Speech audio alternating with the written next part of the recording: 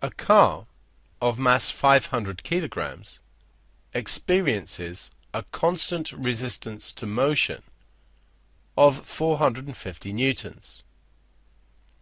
What force must the engine produce in order for the car to accelerate at 3 meters per second squared? Consider the forces acting on the car. Its weight, 500 G, acts downwards. There's a normal reaction force.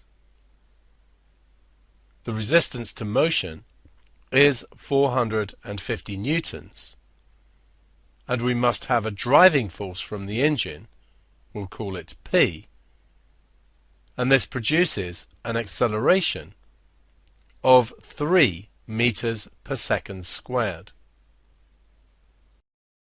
Since the acceleration is in this direction, the resultant force must be to the left. These forces must be balanced. The R must be equal to 500 G, since there is no vertical acceleration.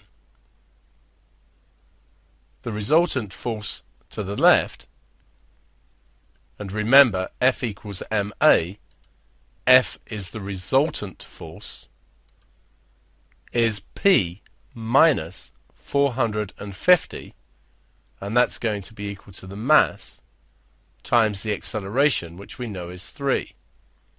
So P minus 450 is 1,500, so P is 1,950 newtons.